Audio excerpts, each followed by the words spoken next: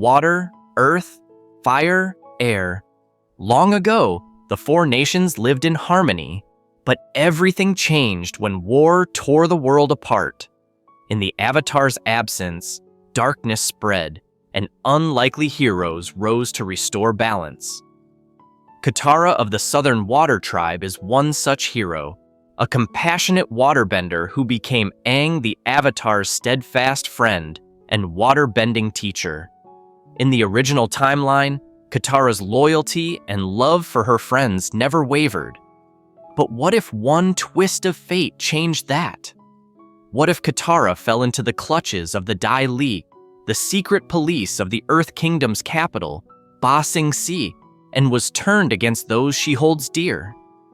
In this scenario, we explore a world where Katara joins the Dai-Le, examining how it would alter Team Avatar's journey, their relationships, and ultimately the outcome of the 100-Year War.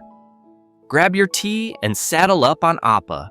This is going to be a long, epic ride through an alternate timeline of Avatar. The Last Airbender. Our story will unfold much like the original, with a familiar build-up. But when Team Avatar reaches Ba Sing Se, everything changes. Love and loyalty are tested, bonds are broken, and a friend may become a foe. Let's dive into What If Katara Joined the Dai-Le and witness how one choice can send ripples through destiny. The Road to Ba Sing Se Team. Avatar's journey toward Ba Sing Se began as in canon, full of hope and hardship. After the fall of the Northern Water Tribe, Aang, Katara, and Sokka traveled the Earth Kingdom seeking allies and learning earthbending for Aang. They faced many trials, from swamps full of mystical visions to confrontations with Princess Azula, the cunning firebender relentlessly hunting them. Through it all, Katara emerged as the mom of the group, strong-willed, caring, and fiercely protective of her friends. Katara's compassion. We see Katara's big heart when she helped a Fire Nation village by courageously posing as the Painted Lady to bring them food and medicine. We see it when she comforted Toph as she struggled with leaving her family, and when she kept the group together during tough times. Katara even forgave and befriended Jet, a rogue freedom fighter who once betrayed them, when they crossed paths again, showing her capacity for empathy. Aang and Katara's growing bond. As they traveled, the bond between the young Avatar and his waterbending teacher deepened. Aang admired Katara's strength and kindness. Katara, in turn, grew fond of the goofy, big-hearted air nomad. Hints of romance blossomed in stolen glances and gentle encouragements, like when Aang clumsily tried to impress her with a dance in secret, or when Katara kissed his cheek for luck before a dangerous mission. They were not officially a couple, but their feelings for each other clearly ran deep. This emotional connection would become critical in the trials to come. Sokka's steadfast support. Sokka, Katara's older brother, provided the plan-making brains and sarcastic humor of the team. He treasured Katara above all else, the last remnant of their family after the Fire Nation took their mother's life. On the journey, Sokka learned to lean on Katara's optimism when his own confidence faltered. Their sibling bond was unshakable, forged in shared loss and love. By the time the group approached Ba Sing Se, the grandest Earth Kingdom city, they had become a tight-knit family. They believed Ba Sing Se would be a safe haven, a place to warn the Earth King of the Fire Nation's looming threat of a solar eclipse and to secure the Earth Kingdom's help in the war. Katara in particular looked forward to some respite behind Ba Sing Se's massive walls, and perhaps even the chance to reconnect with their father if the Water Tribe forces were in the city. Little did they know, Ba Sing Se held dangers of its own, ones that would test Katara's heart and will like never before.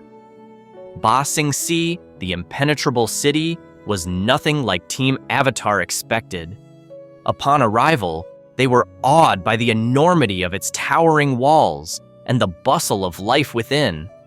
Refugees crowded the monorail trains. Hopeful citizens spoke of safety behind the walls. Katara gazed over the tiers of the city, the agrarian outer ring, the bustling middle ring, and the majestic inner ring where the Earth King resided. At last, a refuge from war, they thought. But they soon discovered a sinister truth lurking under the city's serene surface. The rules of Ba Sing. From the moment they stepped off the ferry, the group was met by a perky guide named Judy, who insisted on escorting them and ensuring they followed the city's strict rules. There was one rule in particular that puzzled and frustrated them. No one was allowed to talk about the war. When Sokka immediately tried to bring up the Fire Nation threat to the first official they met, Judy's smile twitched, and she said in a cheerful but hollow tone, "Don't worry, there is no war in Ba Sing Se." Katara's brows furrowed. How could there be no war? The Fire Nation had been rampaging across the world for 100 years. Yet every local they met seemed oddly oblivious or willfully ignorant of the global conflict. It was as if the city lived in a bubble of forced peace. Life in the upper ring. Thanks to an ally's recommendation, the family of Jet's freedom fighters who had contacts in the city, Team Avatar was granted housing in the upper ring. Their home was comfortable, but the hospitality felt superficial. Katara was unsettled by the way officials and even neighbors acted, always smiling, always insisting everything was just fine. As Katara and Toph later attended a high society party in the palace, ostensibly to get the Earth King's attention, they saw how out of touch the elites were. The young Earth King Quay was more concerned with his pet bear Bosco than any unpleasant news from outside. Katara realized with mounting anger that Long Feng, the slick Grand Secretariat and head of the Dai-Le, was deliberately keeping the king and citizens in the dark about the war to maintain order. How many lives could be saved if Ba Sing Se's armies actually helped, she thought. It boiled Katara's blood to see war refugees ignored and silenced. Jet's return. Amid these discoveries, Katara encountered a familiar face in the city. Jet, the freedom fighter from the Earth Kingdom, whom they had met long ago. Jet had initially been an enemy. His extremist methods led Katara to freeze him in anger back then, but he claimed he had changed and sought a fresh start in Ba Sing Se. Katara was skeptical yet sympathetic. She of all people believed in second chances and that people could change for the better. When Jet confided that he'd seen something suspicious, Prince Zuko and Uncle Iroh from the Fire Nation hiding in the city, Katara listened warily. Jet was convinced the two refugees working at a tea shop were firebenders in disguise. This rang alarm bells because Zuko had indeed hunted them in the past. Katara agreed to help Jet investigate, hoping to root out any threat to the city and keep Jet out of trouble by supervising him. The tea shop skirmish.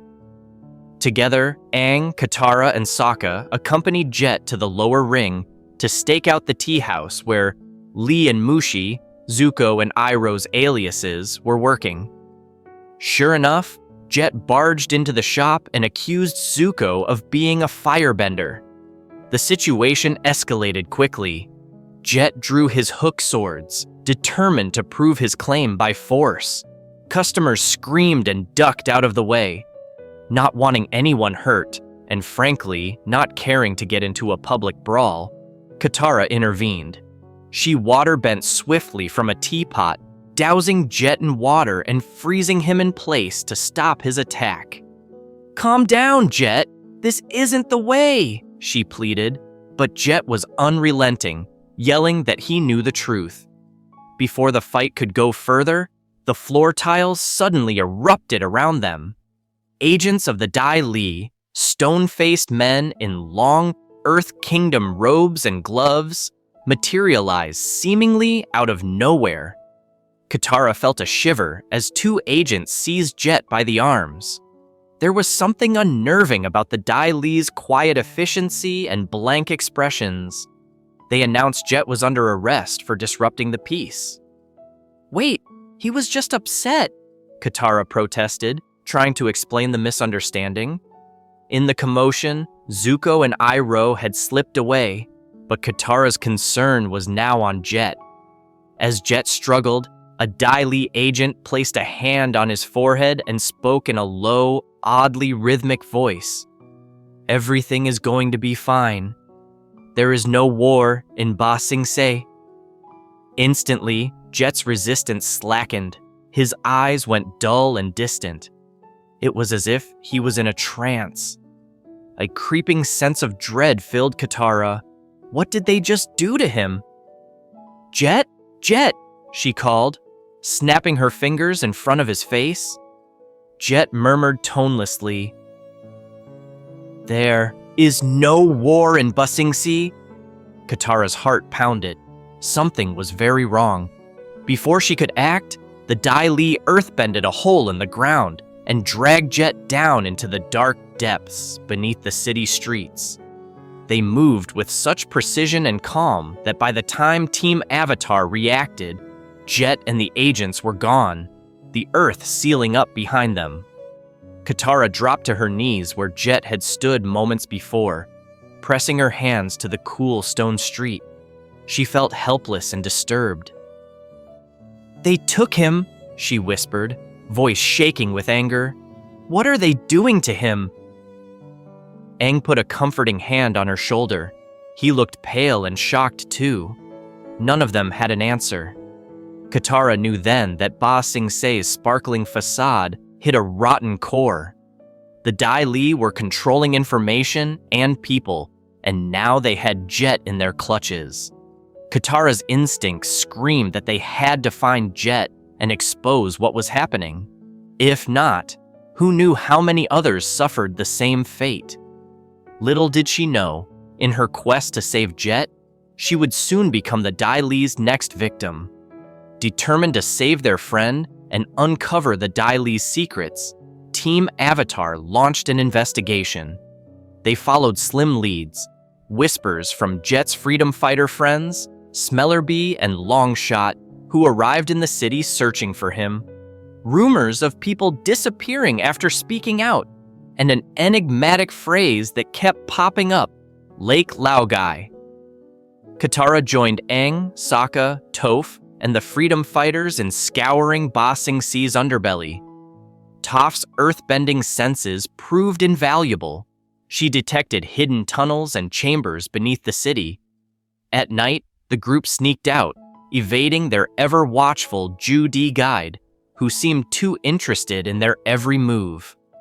Katara's resolve only strengthened when Smellerbee tearfully recounted how Jet had changed for the better and didn't deserve whatever was happening to him. Katara promised, "We'll find Jet and make this right." Following a hunch and Toph's seismic readings, they converged on an abandoned warehouse by a tranquil lake at the city's edge, a place called Lake Laogai. Under the cover of darkness, they discovered a secret entrance leading deep underground. The sight that greeted them was chilling. Rows of small cells and an eerie chamber lit by green crystals. In that chamber, Jet sat tied to a chair, a bizarre rotating lantern device in front of him. A Dai-Le agent stood over Jet, droning the now familiar mantra, "There is no war in Ba Sing Se. The Earth King invites you to Lake Laogai." Over and over, Jet's eyes looked glossy and empty, as if his very spirit had been dimmed. Katara's temper flared at the horrifying scene. "Let him go!" she shouted. Without hesitation, Team Avatar charged in. Aang's staff whooshed through the air as he air-bent the lantern device aside, shattering it. Toph stomped her foot and sent a shockwave, toppling Dai-Le agents. Like bowling pins, Katara unleashed a powerful water whip from her pouch, lashing out to slice Jet's restraints. In the fray, Long Feng, the Dai-Le's leader, revealed himself, clapping slowly as if unimpressed by their heroics. Long Feng spoke smoothly, attempting to maintain control. "Avatar, you are making a mistake. Ba Sing Se must remain orderly. These dissidents were disrupting our utopia." His calm smile and measured tone made Katara's skin crawl. How could he talk of utopia while brainwashing innocents? A battle ensued between Team Avatar and Long Feng's elite earthbenders. Stone gloves flew from Dai-Le agents' hands like projectiles. The underground lair shook with the force of earthbending. Katara fought fiercely, her waterbending precise and furious. She immobilized one agent after another in ice, heart pounding with righteous anger for Jet's sake. During the chaos, Aang managed to snap Jet out of his trance. A combination of the lantern's destruction and Aang's urgent voice calling, "Jet, we need you! Please, come back to us!" stirred something in Jet. With a gasp, Jet's eyes cleared. He remembered who he was and what had been done to him. Rage contorted his face as he realized the Dai-Le had twisted his mind. With a yell, Jet joined the fight alongside Team Avatar, seeking payback. Confronting Long Feng. As the skirmish wore on, one by one the agents were incapacitated by the skilled young heroes. Long Feng saw the tide turning and attempted to flee down a tunnel. Aang and Sokka dashed after him, unwilling to let him escape and possibly take reinforcements or hostages. Katara hesitated. Jet was free but looked badly disoriented, possibly injured from the brainwashing process. Ever the healer, Katara knelt beside Jet to check on him. His face was pale and sweaty. "I'm fine," Jet insisted unconvincingly, trying to stand. But the moment he put weight on himself, he crumpled with a cry, revealing a grave injury. During the battle, Long Feng had struck Jet with a powerful blow of earthbending, a sneak attack before retreating. Jet clutched his side, pain etched in his features. Katara's stomach lurched. The wound looked serious, possibly internal bleeding. "Lie still," she urged gently, already pulling water from her pouch to begin healing. This was who Katara was. Even in the middle of danger, she would stop to help a wounded friend. Toph and the freedom fighters remained on alert nearby, keeping any remaining Dai-Le agents at bay while Katara tended to Jet. She closed her eyes in concentration, water glowing faintly over Jet's injury. "This is bad," Katara muttered. The impact had done deep damage. Katara poured her focus and energy into the healing, but the wound was beyond her ability to fully mend on the spot. Jet's breathing was shallow, and his pulse weak. Fear clutched Katara's heart as she realized he might not survive without extensive care. Jet opened his eyes briefly and managed a faint, reassuring smile. "Go, help the others. I'll be okay," he lied, blood seeping between his fingers. Toph's face tightened. Her seismic sense could tell Jet's condition was dire. "He's lying," Toph whispered to Katara, tears forming behind her opaque eyes. Katara's own eyes burned with tears. She hated this, the feeling of helplessness when someone she cared for was hurt. It reminded her of losing her mother all those years ago, an aching wound that never truly healed. The capture. In those critical moments, Katara was faced with a cruel choice: stay and try to save Jet, or pursue Long Feng with Aang and Sokka to end the threat. She looked down at Jet, then in the direction her brother and Aang had gone. Duty pulled her in both directions. Ultimately, Katara's nurturing heart won out. She would not abandon Jet as he lay dying. Toph, Go help Aang and Sokka, Katara said, voice firm despite the tremble in it. I'll do everything I can for Jet. I won't let him die alone. Toph nodded reluctantly, knowing nothing she said would change Katara's mind. The Earthbender left with Longshot and Smellerbee to back up the others, leaving Katara and Jet in the dimly lit cavern. Katara worked feverishly, tears slipping down her cheeks and mixing with the healing water as she bent it over Jet's wound. Stay with me, Jet, she pleaded softly. You're going to be okay. I'll fix this. I promise. Jet's voice was barely a whisper. Katara, thank you, he breathed, his once cocky demeanor utterly gone. I'm sorry for everything. She shook her head, shushing him gently. Save your strength. Katara refused to believe he wouldn't pull through. She refused to lose someone else. But fate was not kind. As Katara concentrated, she failed to notice shifting shadows behind her. The remaining Dai-Le agents, rather than confront Aang's whole group, had circled back through another tunnel. Just as Katara sensed the vibrations of their approach, it was too late. Stone restraints shot out from the darkness, clamping around her wrists and ankles, wrenching her away from Jet's side. Katara cried out in surprise and anger, immediately trying to waterbend at her unseen assailants. But a rock gag quickly encased itself over her mouth, silencing her and cutting off her water whips mid-swing. Jet weakly reached out. No, Katara! But he was in no state to fight. He could only watch in despair as two Dai-Le agents emerged and swiftly subdued Katara. She struggled wildly, eyes blazing with fury even as her heart hammered with fear. The agents encased her in an earth shell from shoulders to knees, immobilizing her.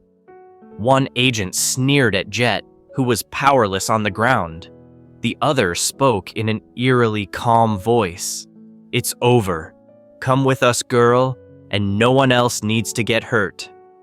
Katara felt cold terror. For herself, yes, but mostly for her friends. What would happen if she disappeared? Would they know where she went? Would the Dai-Le go after Aang and the others next? Katara's mind raced. She remembered the brainwashing apparatus, Jet's vacant stare, the mantra. She realized with horror that they might do the same to her. Perhaps they saw her as a threat to their secret, or maybe as leverage against the Avatar. Either way, she could not let them use her.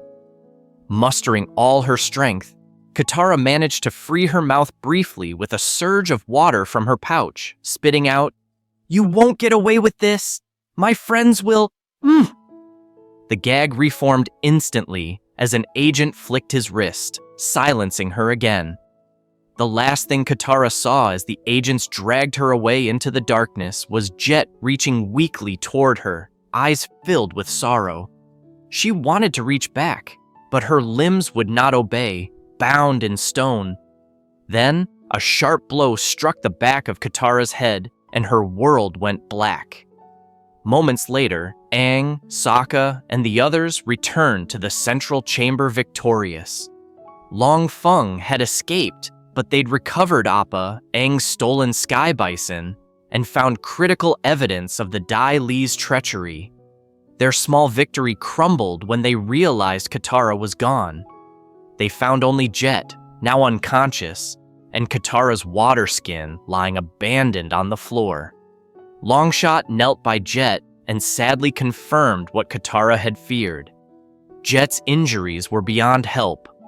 With a solemn, pained expression, Longshot closed Jet's eyes as Smellerbee began to sob. Aang felt a chill dread coil in his stomach as he picked up Katara's empty water pouch. Sokka's face went ashen, panic rising in his throat. "Toph, where is she? Where's my sister?" Sokka shouted. Toph slammed her fist down in frustration. I don't know. I lost track of her vibrations in all the chaos." She cursed her oversight, If only she hadn't left Katara alone. "They took her," Aang said in a hollow voice, hands trembling around the water pouch. He knew it deep down. The Dai-Le must have doubled back and captured Katara while she was vulnerable. Guilt washed over him. He had been so focused on chasing Long Feng that he left Katara unprotected. Katara was gone, and they had no idea where the Dai-Le had taken her. Katara's disappearance sent shockwaves through Team Avatar. After fleeing the horrors of Lake Laogai, they retreated to their apartment in the upper ring to regroup. Everyone was in shock and despair. Aang paced like a caged animal, every fiber of his being screaming to rush out and find Katara immediately. Sokka was sick with worry and guilt, clenching and unclenching his fists to hold back tears. He was the older brother. He should have been there to protect her. Toph, though outwardly stoic, was unusually quiet, her head bowed in shame for not sensing the danger in time. They were battered and heartbroken, but they still had a mission: expose the truth to the Earth King and save Katara. The next day, guided by Appa, Team Avatar forced their way into the royal palace, with a dramatic ride on Appa straight over the walls, scattering shocked palace guards.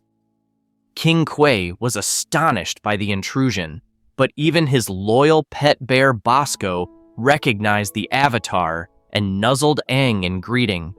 Seizing the moment, Sokka and Aang quickly spilled everything: how Long Feng and the Dai-Le had been lying to the king, how there was a war, the drill that breached the outer wall months ago, the brainwashing at Lake Laogai, and most urgently, how their dear friend Katara had been kidnapped by Long Feng's agents.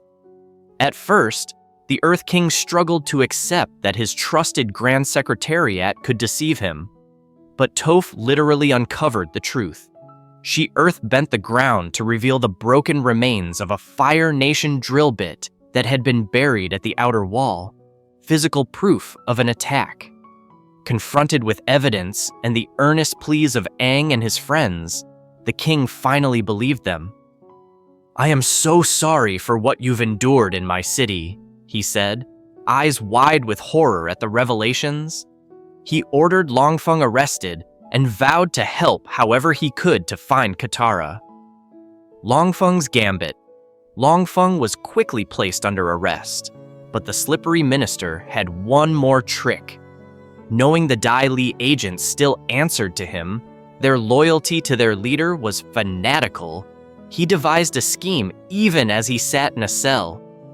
The very day King Kwai began organizing search parties for Katara, Princess Azula of the Fire Nation infiltrated the palace disguised as a Kyoshi warrior. Azula had come to Ba Sing Se with her two allies, Mai and Tai Li, intending to capture the city from within. Long Feng and Azula struck a devil's bargain. He would allow Azula to assume control of the Dai-Le. Whoever could inspire more fear and loyalty in them would command them. Azula, prodigy that she was, managed this effortlessly, and in return, Azula would deal with the troublesome Team Avatar and deliver Ba Sing Se to the Fire Nation. Azula was particularly intrigued to learn that the Avatar's waterbender friend was already in custody. What a valuable pawn! With Katara as leverage, Azula could potentially lure the Avatar into a trap. And if the Avatar was dead, Katara might still prove useful as a high-profile prisoner, daughter of the Southern Water Tribe chief no less. Thus, while Team Avatar and the King's Guards scoured the city for Katara, Azula quietly maneuvered behind the scenes. Under her orders, the Dai-Le hid Katara deep beneath the Earth Kingdom Royal Palace in the old crystal catacombs, a secret cavern illuminated by green crystals, historically used to hold political prisoners. There, Katara was kept under strict guard. The Dai-Le had indeed brainwashed her, but given Katara's strong will and powerful bending, it was no simple task. Daily, agents would enter her cell, crystal lanterns spinning, and reinforce the hypnotic suggestions. You are at peace. Ba Sing Se is your home. The Dai-Le are your guardians. There is no war in Ba Sing Se. Katara's mind was a battleground. The brainwashing made her memories hazy, wrapping her thoughts in a fog of compliance. At times, she sat blankly as the suggestions washed over her. But other times, fragments of who she was flickered through. Sokka's face, Aang's laughter, her mother's warm embrace. Those memories brought her anguish in her conditioned state, manifesting as tears she couldn't explain. To the Dai-Le's frustration, completely breaking Katara's spirit was harder than with most. She was strong and deeply driven by love. So they changed tactics. Instead of erasing all her past, they twisted it. They whispered lies into her subconscious. The war is a lie. The Fire Nation never killed her mother. Rogue bandits did. Her friends were agents of chaos who tried to trick her into treason against the Earth King. The Avatar's arrival only brought conflict to Ba Sing Se. Only the Dai-Le keep order and peace. Katara resisted at first, heart and soul rebelling against these falsehoods. But hours turned to days in the dark, isolated cell with no friendly face, only the constant droning of Dai-Le hypnosis. Over time, Katara's resistance weakened. Her hope started to falter. Maybe, she thought in her confusion, if she just agreed with them, the pain and guilt she felt would stop. Meanwhile, above-ground chaos unfolded. Azula put her coup into action swiftly. Disguised as the Kyoshi warrior leader Suki, she gained the Earth King's trust just long enough to usurp power. The Dai-Le, now loyal to Azula, turned on the king's guards and seized control of key points in the city. King Kwai was quietly placed under house arrest, though he eventually managed to slip away with Bosco in the confusion. Team Avatar, unaware of Azula's presence at first, was caught off guard as the Dai-Le struck against them. Sokka and Toph were ambushed and taken prisoner while helping coordinate the search for Katara. Aang, who had been in the middle of an important spiritual lesson with Guru Pathik at the Eastern Air Temple, he'd left briefly, reluctantly, hoping to master the Avatar state to better protect his friends, sensed that something was terribly wrong in Ba Sing Se. He'd been struggling with the Guru's final lesson of letting go of his earthly attachments, specifically his deep attachment to Katara.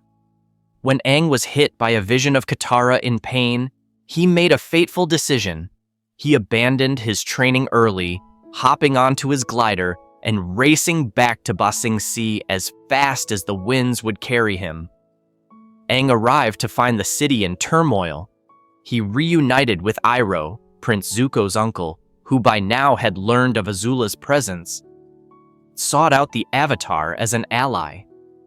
Iroh, ever wise and kind, had been worried for Zuko's fate in this coup and was relieved to see Aang. Together, they snuck into the catacombs under the palace, guided by Iroh's knowledge of the city's secrets and Aang's unerring focus on finding Katara. They soon discovered Sokka and Toph in captivity.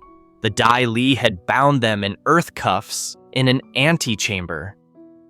Iroh and Aang freed them, and the group pressed on to rescue Katara. The Crystal Catacombs confrontation. Deep beneath the palace, green crystals jutted from every surface, casting an otherworldly glow. In this subterranean chamber, Azula awaited with a confident smirk, flanked by Dai-Le agents and Katara. When Aang and the others burst into the cavern, they were met with a heartbreaking sight. Katara stood at Azula's side, her posture stiff and eyes strangely vacant. She was dressed in fine Ba Sing Se robes of deep green and gold, as though an honorary member of the Dai-Le. The moment Aang saw her, His face lit up with relief. Katara! But it quickly shifted to confusion and alarm as he noticed her blank expression and unrecognizing gaze. Katara! Sokka yelled, taking a step forward. But Katara did not rush to hug her brother or Aang. She merely stared, unsmiling. For a second, it looked like she didn't even know them. Sokka felt like he'd been punched in the gut. Katara, it's me. It's Sokka, your brother, he said, voice cracking. Katara's lips parted and she spoke flatly, almost mechanically. What are you doing here? You shouldn't be here. There is no war in Ba Sing Se. Hearing that dreadful phrase from his sister's mouth made Sokka's blood run cold. Aang's heart pounded wildly. He stepped forward gently. Katara, it's Aang. We came to save you. He tried to project calm, but desperation seeped into his voice. Please, come with us. We're your family. We love you. At the word love, something flickered in Katara's eyes. A brief flash of emotion, perhaps confusion or longing. But it was quickly smothered by the Dai-Le conditioning. Her hands clenched into fists at her sides, and water from a nearby underground spring rose behind her, forming sharp, icy tendrils poised to strike. To Aang's and Sokka's astonishment, Katara took a fighting stance against them. Leave now, she said, monotone, but with a tremor of conflict underlying her words, or you will be arrested for treason against the Earth King. Azula's grin widened, enjoying the hero's torment. Isn't it fascinating? Azula cooed, her voice dripping with malice. Your dear friend Katara has become my, how shall I put it, assistant. Long Feng's methods are crude but effective enough. She believes in our cause now. That was a lie. Katara didn't believe anything so much as she was caught in mental chains. But Azula knew it would rattle them. She went on, all that talk of friendship and love, turns out, a little re-education was all it took to make her see reason. Let her go! Aang shouted, anger and sorrow mixing in his gray eyes. He could physically feel a warm, bending energy bubbling inside him, his avatar state threatening to emerge, fueled by the emotional trauma of seeing Katara like this. Iroh gently touched Aang's shoulder in warning. Losing control now could be disastrous. Azula taunted Aang further. Go on, Avatar. Use the Avatar state. You might overpower us, but... She traced a fingertip along Katara's shoulder as if they were chummy. Are you willing to risk her getting hurt in the crossfire? Aang's fists trembled. She had hit the mark. He was not willing to endanger Katara. He needed to get her away from Azula and the Dai-Le without unleashing destructive power. Perhaps if he could just talk to her. Brother versus sister, Sokka's temper, however, got the better of him. He unsheathed his machete and boomerang, stepping protectively in front of Aang and Toph. Katara, snap out of it, he yelled. You're my sister! These people are using you! His voice echoed in the cavern, raw with emotion. Katara visibly flinched at Sokka's words, her breath catching. For a moment, her icy water tendrils quavered as if reflecting her inner turmoil. She whispered, a hint of familiarity creeping into her tone. Seeing that, Azula narrowed her eyes and subtly signaled to the Dai-Le. Immediately, an agent at Katara's side leaned in and hissed a brainwashing trigger phrase. Katara, obey! They are the enemy! Katara's face went blank again, and any softness evaporated. With a sharp thrust of her arms, she sent a wave of water hurtling toward Sokka. Toph reacted in the nick of time, stomping the ground to raise an earthen wall that absorbed the water blast before it could throw Sokka against a crystal spire. Sokka's heart ached at having to fight his own sister, but he steadied himself, eyes determined. If they've brainwashed her, we'll just have to unbrainwash her, he said to the others, voice grim. And so a painful confrontation began. Katara, under the Dai-Le's influence, attacked with precision and force, but notably without her usual creativity or passion. It was as if she were a puppet on strings, skilled but soulless. Aang and Sokka refused to seriously harm her, focusing instead on subduing her if possible. They fought defensively, Aang using quick air swipes to dissipate or redirect Katara's water strikes, Sokka using his agility to dodge and try to get close enough to speak to her. All the while, Azula and her Dai-Le agents engaged Toph and Iroh. Azula launched blue fire at Iroh, who expertly redirected flames away with circular motions and blasts of his own breath of fire. Toph squared off against the Dai-Le, quaking the earth beneath them to throw off their footing. The cavern was filled with chaos, fire blasts, flying rocks, slicing water whips, and bursts of air. Green crystals shattered from errant attacks, raining glittering shards. Azula realized that as long as Aang's group pulled their punches to avoid hurting Katara, she held the advantage. So she decided to press that edge. "Katara, dear," Azula said in a mock-sweet tone, "would you please demonstrate to your former friends what happens to traitors?" She pointed her fingertip toward Aang, a silent signal for Katara to target the Avatar. Katara's brown eyes fixed on Aang emptily, and she drew more water from the spring, forming an array of ice daggers in the air. With a flick of her wrist, the daggers shot forth. Aang spun his staff, airbending a gust that caught most of the ice shards, shattering them into harmless mist. One, however, grazed his arm, slicing through his orange sleeve and drawing blood. Aang winced, feeling the sting. It wasn't a serious wound, but the pain of knowing Katara had been forced to do this hurt far worse. "Aang!" Katara suddenly gasped. Seeing that she had hurt him, a surge of emotion flashed across her face. Her arm trembled mid-attack. She recognized him, if only for an instant. "Aang, I'm so sorry," she stammered, voice cracking. Inside her mind, a storm raged. The sight of Aang bleeding cut through some of the fog. She didn't understand why she was fighting the boy she cared so deeply about. Katara pressed a hand to her head, shutting her eyes as conflicting memories and commands clashed. "He's my friend."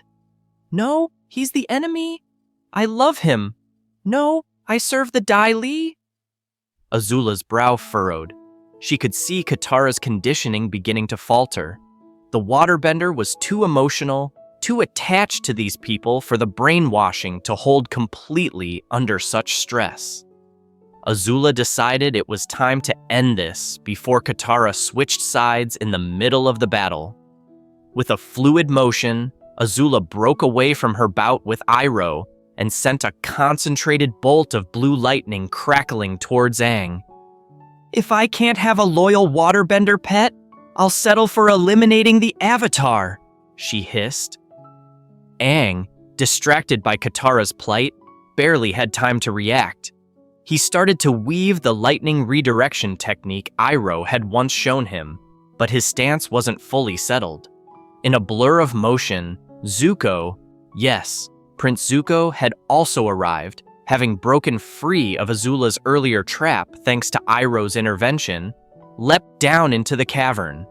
Torn by the sight of Azula about to strike Aang, and perhaps motivated by complex feelings of honor and a debt to Katara from a previous encounter, Zuko planted himself between Azula and Aang. He didn't have time to redirect the lightning properly. Instead, he attempted to absorb it. The bolt struck Zuko full force, sending him crashing to the crystal ground with a scream of agony. lightning arcing over his body. "Zuko!" Iroh cried out in horror. The cave went silent for a heartbeat, everyone stopping as the prince fell. Katara's eyes went wide with shock at the sight. This wasn't part of her skewed reality. It was a human being sacrificing himself. Even Azula looked momentarily astonished that Zuko would do such a thing. Smoke rose from Zuko's chest. He lay groaning, alive but gravely injured. Azula's lightning, meant for Aang, had nearly killed her own brother. The distraction was enough for the Dai-Le's grip on Katara's mind to loosen a bit further. Katara shook off the last remnants of her trance, with sheer willpower fueled by concern. She rushed toward Zuko's prone form almost reflexively, her healer instincts taking over, but Azula, recovering her wits, spat out, "Traitor!" uncertain whether she meant Zuko or Katara or both. The Fire Princess prepared another lightning strike, this time at the now vulnerable Aang, who knelt beside Zuko. This was the crucial moment. Katara had a choice: remain a pawn of the Dai-Le and Azula, or fight for those she loved. And Katara, our Katara, was never one to let those she loved get hurt. With a furious cry, she thrust both arms forward. Drawing upon the abundant water in the catacombs pool, she created a massive water shield in front of Aang and Zuko, just as Azula's lightning forked out. The lightning met the water shield, dispersing in a sizzling explosion of steam. Katara gritted her teeth, holding the shield firm. The force of the impact knocked her backward, singing her arms with light burns, but she remained standing. In that act, Katara fully broke the chains on her mind. She turned to face Azula, eyes blazing not with the cold emptiness of brainwashing, but with righteous anger. "You will not hurt them!" she shouted at Azula, her voice echoing. Katara's sudden defiance stunned the Dai-Le agents. Some faltered, uncertain without clear orders. Sokka let out a whoop. "That's my sister!" Even Aang's face lit up with relieved joy despite the danger still at hand. Azula's lips curled into a snarl.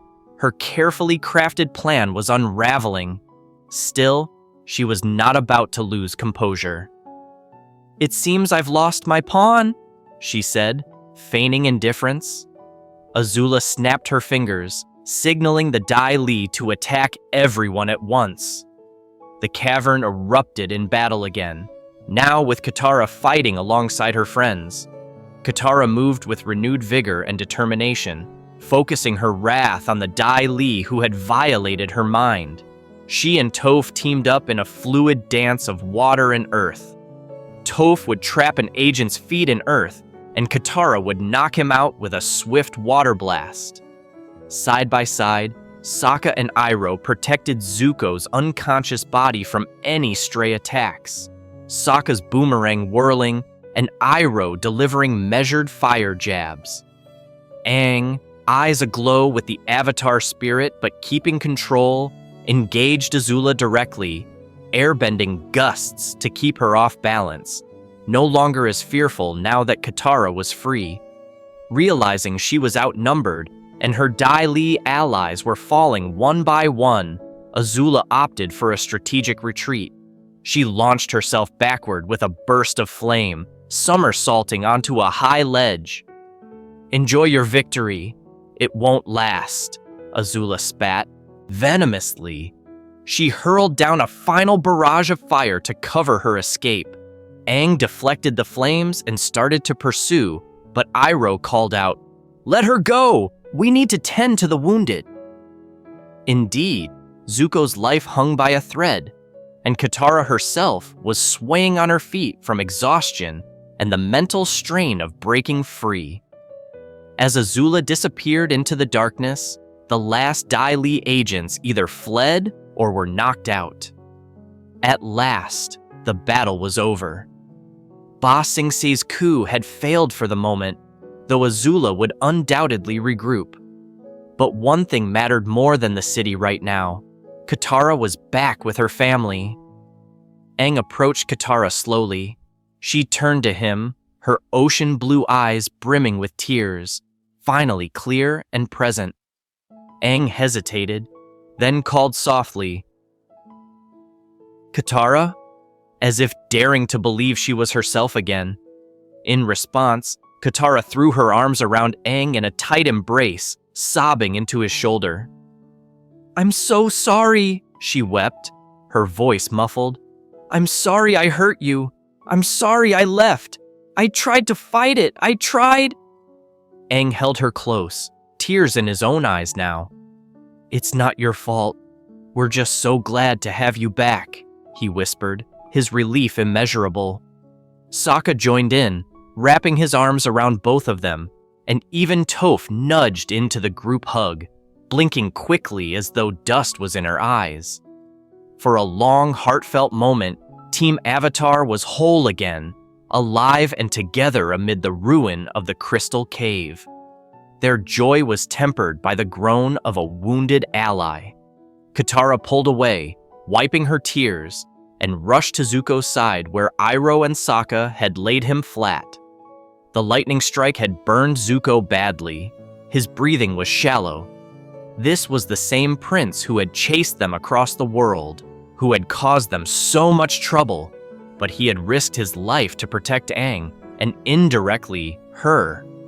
Katara's innate compassion didn't discriminate. She would save him.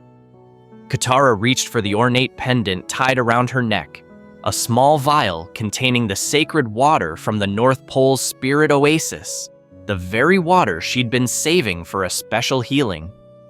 Miraculously, the Dai-Le had not taken it from her, likely dismissing it as a simple necklace. She had considered using it earlier on Jet, but hesitated. Now she knew why she'd held onto it. With steady hands, Katara uncorked the vial and poured the glowing water onto Zuko's wound, channeling healing energy through her palms. Under everyone's anxious gaze, Zuko's burns faded to pink scars and his breathing steadied. He would live. When Zuko came to moments later, the first thing he saw was Katara hovering over him, concern on her face. You saved me?" he rasped, bewildered. Katara gave a small, tired smile. "We have you to thank for saving Aang. I think we're even now, Prince Zuko." Zuko managed a weak chuckle that turned into a wince, but there was gratitude in his eyes, and something else. Perhaps the beginning of respect or even friendship. Iroh bowed his head deeply to Katara. "Thank you, Waterbender. You have a kind heart. Kinder than I expected, given everything." Katara simply nodded, feeling a bit shy at the praise, and turned back to her friends. She gravitated to Aang's side almost unconsciously, and he took her hand in his, squeezing it gently. Both of them smiled, cheeks flushed, not just from battle, but from the quiet happiness of being reunited. The ordeal had only affirmed what they meant to each other. Thus ended the crossroads of destiny in this alternate timeline. It had been a harrowing detour. Katara had nearly been lost to darkness, and the group narrowly thwarted Azula's coup. But Katara's love for her friends ultimately shattered the Dai-Le's hold on her. The cost, however, was heavy. The Earth Kingdom capital lay in precarious straits. Azula escaped and still plotted its downfall. Team Avatar would have to leave Ba Sing Se behind for now, to heal and figure out their next steps. Yet, as they emerged from the catacombs into the night air, there was hope. They had each other again, and together, their chances of defeating the Fire Nation and ending the war were far greater. Little did they know, their journey was about to enter its final, most perilous phase. The war was approaching its climax, and every member of Team Avatar, especially Katara, would carry the scars and lessons of Ba Sing Se into the battles to come. Note, in our scenario above, Katara managed to break free at the crossroads of destiny with help from her friends. However, the user mentioned Katara becomes evil or something, and suggested possibly extending to a 2 to 3 hour script. To explore that angle further, let's briefly consider an alternate possibility. What if Katara had not broken free in the Crystal Catacombs? How would Book 3 play out if she remained a brainwashed pawn into the final phase of the war? In this darker fork of the what-if scenario, Azula's lightning strike and the chaotic battle in the catacombs play out a bit differently. Suppose when Azula shot lightning at Aang, Zuko still intercepted it, redeeming himself but falling injured. But Katara did not fully break her conditioning in time. Instead of defending Aang, she remained rigidly at Azula's side until the end, perhaps due to a Dai-Le agent reinforcing her hypnosis at the worst moment. In that case, the rescue mission fails to retrieve Katara in Ba Sing Se. Team Avatar would escape, with Iroh's help, with Aang's life barely saved, but Katara would be left behind in Azula's clutches. This tragedy would weigh heavily on them as they flee Ba Sing Se. Aang, gravely injured by Azula's lightning, and lacking Katara's spirit water healing because she wasn't freed to use it, would be in a coma. Sokka and Toph would carry not only the burden of Aang's condition, but also the grief and guilt of losing Katara once more. The group, joined by a remorseful Zuko, who Azula double-crossed, as she likely would, taking credit for killing the Avatar and discarding her brother, would retreat to the Eastern Earth Kingdom to heal and regroup. Katara in the Fire Nation, Azula, victorious in Ba Sing Se, would deliver Katara to Fire Lord Ozai as both a war trophy and a useful asset. In the Fire Nation, Katara might be imprisoned in the high-security Boiling Rock prison, or worse, kept at the capital under watchful eyes. The Dai-Le hypnosis would continue to be reinforced, making Katara a compliant shell of her former self. The Fire Nation could exploit her formidable waterbending.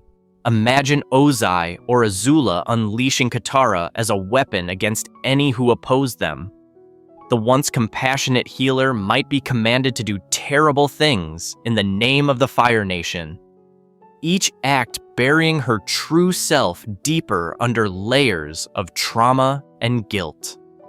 Team Avatar's resolve. Aang would eventually awaken aboard Hakoda's Water Tribe ship, as in canon, following a long recuperation. The reunion would be bittersweet, joy that Aang survived, sorrow that Katara was not with them. This Aang, without Katara's steady encouragement during his recovery, would struggle with confidence. His nightmares would be filled with flashes of Katara's vacant eyes and the haunting phrase, "There is no war in Ba Sing Se." It might take some stern pep talks from Toph and a heart-to-heart with Sokka, who'd remind Aang that Katara saved them all countless times, and now it's their turn to save her, for Aang to steel himself for the coming challenges.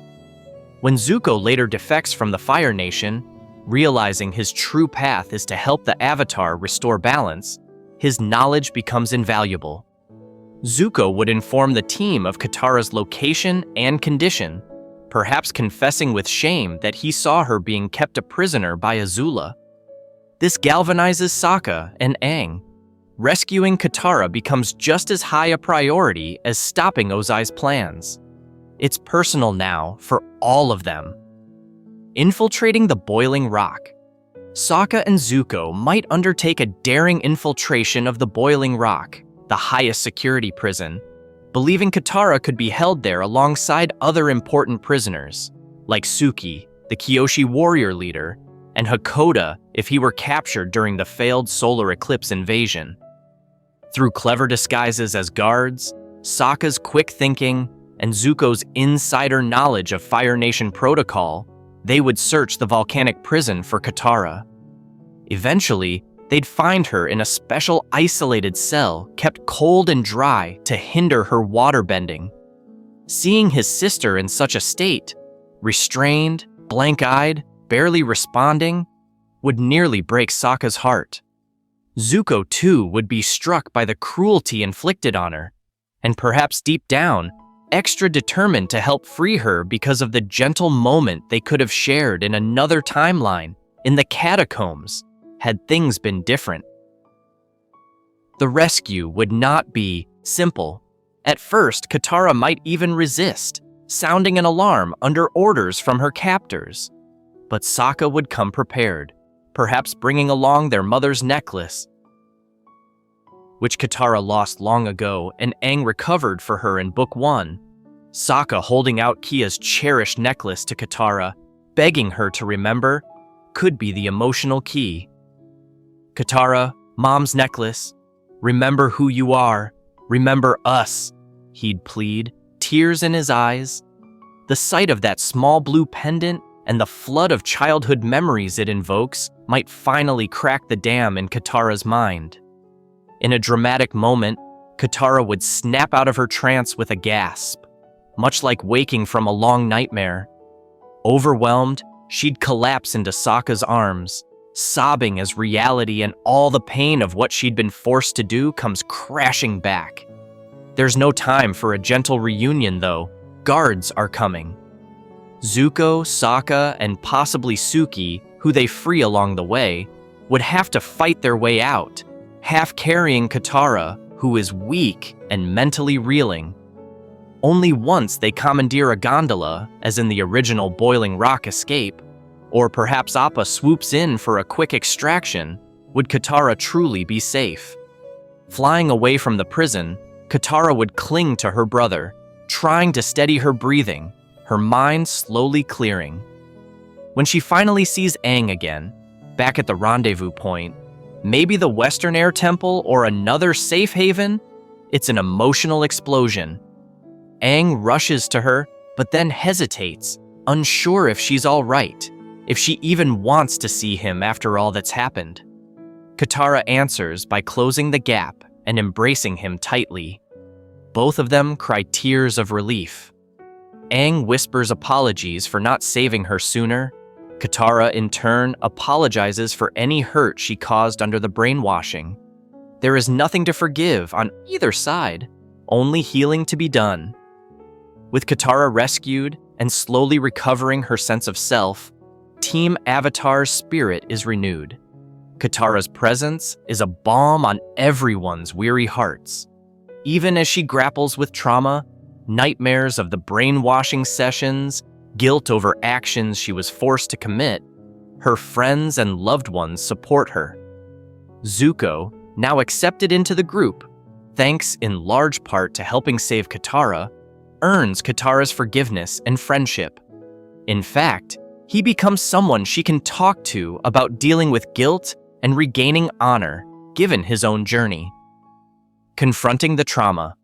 In this path, an episode akin to The Southern Raiders might play out slightly differently. In canon, Zuko helped Katara confront the man who killed her mother, which helped her let go of a lot of anger. In our scenario, Katara might also need to confront her feelings about what the Fire Nation, and by extension, Azula, did to her in Ba Sing Se. Perhaps at Zuko's gentle suggestion, Katara writes a letter or makes a makeshift memorial for the days she lost under the Dai-Le's control, symbolically reclaiming her identity. Aang, ever the spiritual one, might guide Katara in a healing meditation, reminding her that her true self was never gone, just buried, and that those who love her always believed she'd come back.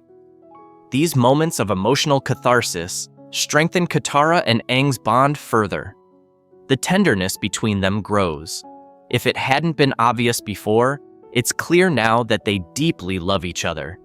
Even a gruff realist like Toph can't help but smile and roll her eyes fondly when she catches them in an affectionate hug or sharing quiet words by the campfire. At last, the Sozin's comet arrives, the fateful day when Fire Lord Ozai intends to use the comet's power to burn the Earth Kingdom to ash. clash. Team Avatar splits up for the final battle as in canon. Aang to face Ozai, the Phoenix King, Sokka and Toph and Suki to disable the Fire Nation's airship fleet, and Zuko, with Katara by his side, to stop Azula from crowning herself the new Fire Lord. Katara's determination. Katara insists on accompanying Zuko to confront Azula. Not only is she one of the most powerful waterbenders alive, capable of holding her own against Azula's deadly fire, she has a personal score to settle. Azula stole weeks of Katara's life, used her as a tool, and nearly destroyed her family from the inside. Katara has never been one to seek revenge, but she does seek justice and closure. Zuko, acknowledging both Katara's right and her prowess, welcomes her aid. Secretly, he's also relieved to have a friend with him during what promises to be a harrowing duel with his sister. At the Fire Nation capital, they find Azula in the throne room, unhinged from paranoia, just as she was in canon, having driven away her own allies Mai and Ty-Le with her cruelty. She's a picture of tragic insanity, fire littering her path, hair disheveled, issuing orders to banish servants for imaginary betrayals. When Zuko and Katara arrive, Azula lets out a manic laugh. "Zuzu, you've come to say goodbye?" she sneers. "And look, you brought the water peasant whom I turned into my puppet. How sweet. Come to get revenge, Katara?" Katara's expression is steeled with calm fury. "Not revenge. I'm here to stop you," she declares. No banter, no insults, just resolve. This throws Azula slightly. She's used to getting under people's skin, but Katara's composure is unshakable now. Katara remembers how Azula reveled in tormenting her at Ba Sing Se. She won't give the princess that satisfaction again. Thus begins the final Agni Kai. Though it's 2-on-1, Azula in her madness suggests a proper Agni Kai duel solely with Zuko at first, as in canon. Zuko engages Azula in a ferocious firebending duel amid the ruins of the palace courtyard, comet-enhanced flames dancing orange and blue across the sky. Katara stands by, aware of Agni Kai honor rules, but also wary of Azula's tricks. The siblings clash spectacularly, and Zuko's months of inner growth and training show he's evenly matched with Azula. Katara watches anxiously, prepared to jump in if Azula cheats or if Zuko falters. Inevitably, Azula doesn't fight fair. Spotting Katara on the sidelines, and perhaps sensing that Zuko might actually defeat her in a straight duel, Azula makes a sudden move. She fires a lightning bolt not at Zuko, but directly at Katara. With Zuko too far to intercept this time, Katara is caught by surprise as the lightning hurtles toward her. In that split second, Katara reacts on instinct honed by battle and hardship. She raises a wall of water from a nearby fountain to block the lightning, but it only partially diffuses the bolt. The remaining energy courses through and strikes near Katara, throwing her off her feet. She hits the ground hard, momentarily stunned, but thankfully alive and not directly hit. Azula's diversion achieves its aim, though.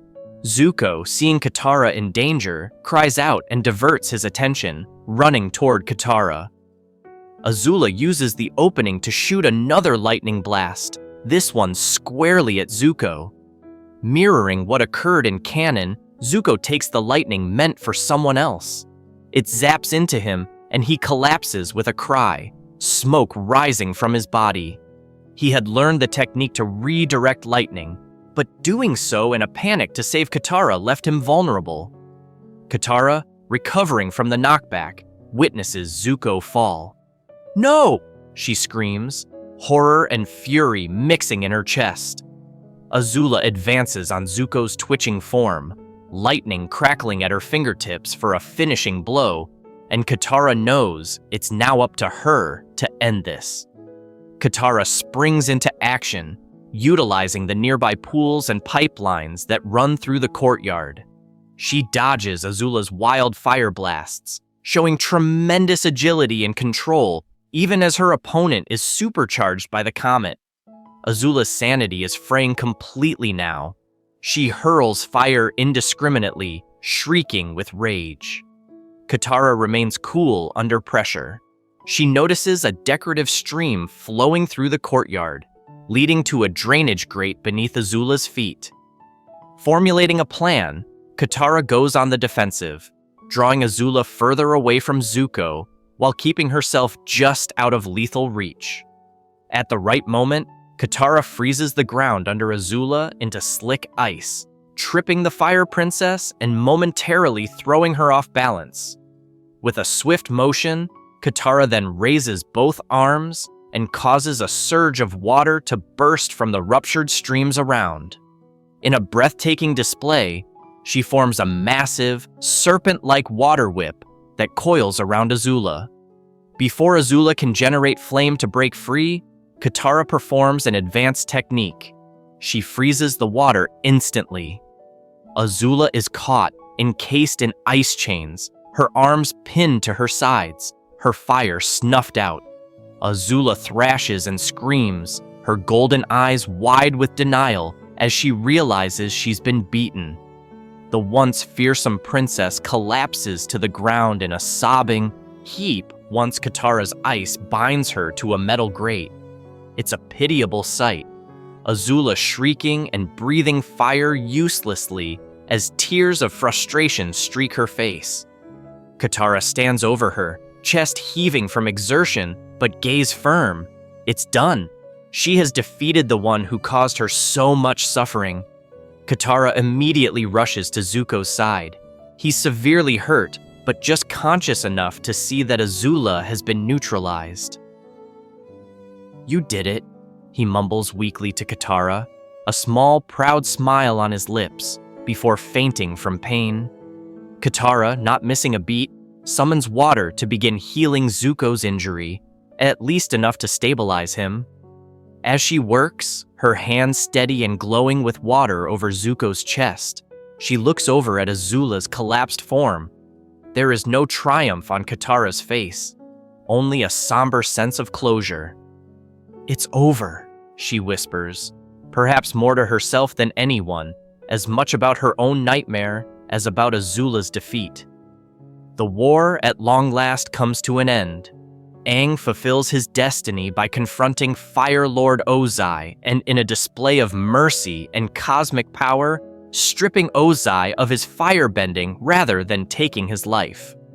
The Fire Nation's conquest is halted, and with Zuko crowned as the new Fire Lord, after recovering from his injuries, thanks in part to Katara's dedicated healing, peace begins to glimmer on the horizon for the first time in 100 years.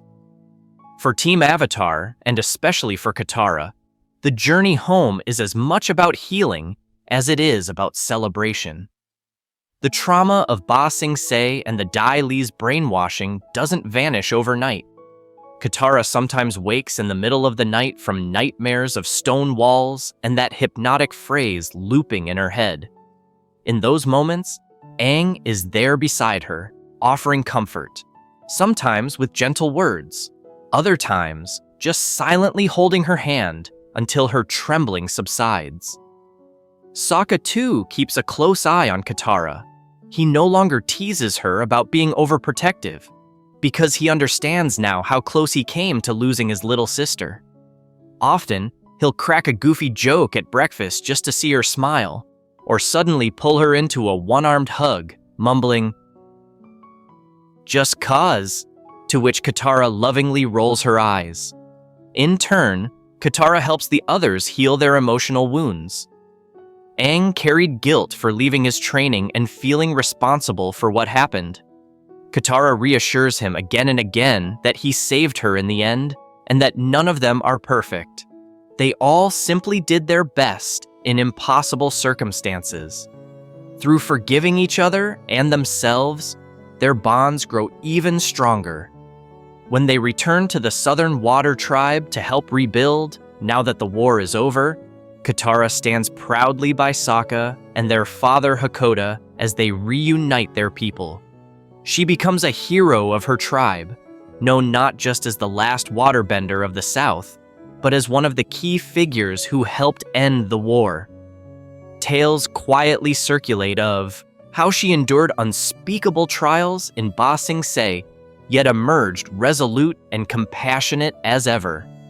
This inspires other Water Tribe members who suffered during the war. Katara's experience also plants the seeds of a new purpose. She realizes there are countless people across the world hurt by the war, physically and mentally, who need healing. With the same determination she once put into mastering waterbending and saving her friends, Katara dedicates herself to helping rebuild lives. She establishes healing clinics in the Earth Kingdom, working alongside the best healers of the Northern Water Tribe, and even trains others in the art of healing. Her empathy, once weaponized by the Dai-Le, becomes her greatest strength in fostering peace. Romance blossoms. Amid the peacetime duties, the romantic thread between Katara and Aang flourishes. No longer burdened by constant life or death peril, they finally allow themselves moments of ordinary teenage joy. In the evenings, under the gentle colors of the southern lights, they practice waterbending and airbending forms together, now as a coordinated dance rather than battle. They steal glances and laughter, and yes, they share tender kisses under the moonlight, knowing how precious it is to find happiness after so much darkness. Katara's love grounded Aang through his toughest trials, and Aang's love helped bring Katara's spirit back to the light. They truly embody the balance of water and air, flowing around obstacles, uplifting each other. Even Zuko, busy as he is with Fire Nation reconstruction, keeps in touch, visiting on occasion as an honored guest and dear friend. Over a cup of calming jasmine tea brewed by Iroh, Zuko once admitted to Katara that seeing her endure and overcome the Dai-Le's brainwashing gave him hope for his own nation's redemption. If someone so good could be pulled into darkness and find her way out, then maybe the Fire Nation could too. Katara was humbled by that. She never saw her ordeal as inspiring. She'd rather it never happened at all, but she appreciates how it changed her perspective. It taught her that even the people who seem lost, like Jet was, or even Zuko once upon a time, can be brought back. It's a lesson in hope and understanding she carries into the new era of peace. Sokka and Toph often exchange exaggerated accounts of how they totally kicked those brainwashing creeps' butts. It has become a lighthearted way for the group to process what happened, turning it into tales where the heroes triumph and the good guys always win. Toph, in her brash love, occasionally jokes to Katara, "So Sugar Queen, you gonna start wearing green makeup and rock gloves like a Dai-Le agent for Halloween?" Katara snorts and throws a biscuit at her. There's healing in humor too. In the end, the world emerges stronger. The Dai-Le, exposed for their crimes, are reformed under a watchful new Earth King and even help undo the damage they caused, like freeing any remaining brainwashed citizens. Ba Sing Se slowly transforms from a city of secrets to a city of hope and openness, thanks in part to Katara and Team Avatar's influence on the Earth King. For Katara, the experience of having joined the Dai-Le, however unwillingly, is a chapter of her life she'll never forget. It showed her the terrifying power of manipulation and the strength of true loyalty and love. Where once Katara might have seen morality in stark terms of black and white, she now understands the gray, that good people can be forced to do bad things, and that redemption is always possible. This understanding makes her an even wiser, more compassionate person. Final scene. Picture the courtyard of the restored Southern Water Tribe village a year or two after the war. Aang and Katara spar playfully with water whips and air gusts as the sun sets, their movements in perfect harmony, laughing. Sokka is guiding a construction of a new building with his usual mix of sarcasm and genuine leadership while teasing a visiting Suki. Nearby, a messenger hawk from King Kwai arrives with letters for Katara, progress reports on Ba Sing Se's recovery, and personal well wishes. The king has come to regard Katara with great respect, even offering her a formal apology for the suffering she endured in his city. Katara reads the letter and smiles. Peace is truly taking root. As the gang gathers for a hearty Water Tribe dinner, Zuko and Iroh included, Iroh pours tea for everyone, of course.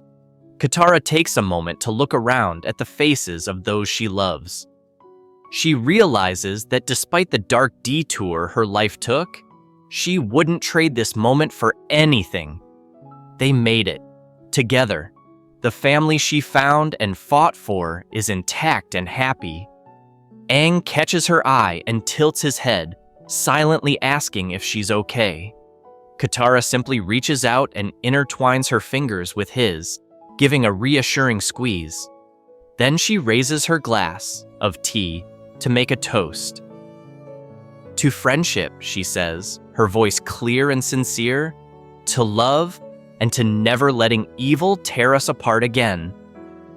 Everyone beams and raises their cups, cheering. In this alternate timeline, the question, what if Katara joined the Dai-Le, tested our heroes in unimaginable ways? But ultimately, it also showed that the bonds between them of trust, love, and family were unbreakable. Katara's brief brush with darkness only made her light shine brighter in the end.